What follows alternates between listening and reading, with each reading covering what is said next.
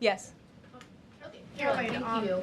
The administration has To said the back, that, and then Carrie, I'll come to you. yeah, the administration has said that the DIA report was low confidence intel. Can you share what other assessments are currently underway to get to the bottom of just how effective these strikes were?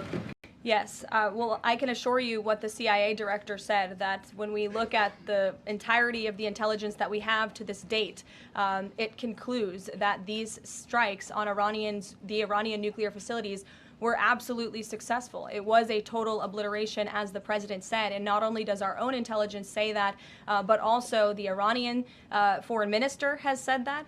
We saw Israel conclude the same thing based on their own intelligence. We also had the United Nations say that as well. So I think the only other time the United Nations, Israel, Iran, and the United States has agreed on something is that the sky is blue, but they all agree that Iran's nuclear facilities were completely demolished. And I would just like to reemphasize, you mentioned this was a low confidence preliminary intelligence assessment, and the entirety of that assessment was not leaked to the media. Only tidbits of that assessment were leaked to CNN. And we have seen this playbook run before, where you have people in the intelligence community, or perhaps on Capitol Hill, we don't know, but I believe the FBI is investigating to find out who that leaker was, because it's illegal and they should be held accountable for that, leaked bits and pieces of an intel assessment to push a false narrative. And it's to the same reporter, I will add, Natasha Bertrand of CNN, who has done this in the past. In 2020, it was Natasha Bertrand who had 51 intelligence analysts falsely lie to her, but she still put it on paper for some reason,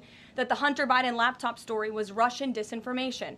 We all know that's not true, right? We can all agree on that now. That was a lie from the intelligence community. Also in 2020, this same reporter, Natasha Bertrand, wrote that a top intel agency ruled out the man-made lab leak theory of the coronavirus origins. Again, the president was right about that. This reporter wrote a lie from the intelligence community to seek a narrative she wanted to prove, and guess what? We now know that's the truth. Also, in 2024, Bertrand pushed the suckers and losers hoax. She also pushed the fine people hoax, which was taking the president's words purposely out of context. And then last October, and I believe this is notable, Natasha Bertrand published an article in Politico from the intelligence agency. She said that John Ratcliffe was speaking without any evidence when he said Iran was attempting to undermine President Trump's presidential campaign.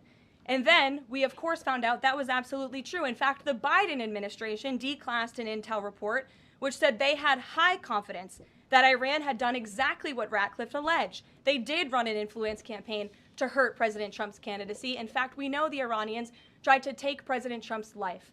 And so this is a reporter who has been unfortunately used by people who dislike Donald Trump in this government to push fake and false narratives. She should be ashamed of herself. And that's not what reporting is. Journalism is trying to find the facts and the truth. And this week we saw this same reporter being used to push a fake narrative to try to undermine the President of the United States, and more importantly, the brave fighter pilots who conducted one of the most successful operations in United States history. And I think the American people fully know that this operation was a complete and total success. Elizabeth. Thank you, Caroline. The Miami Herald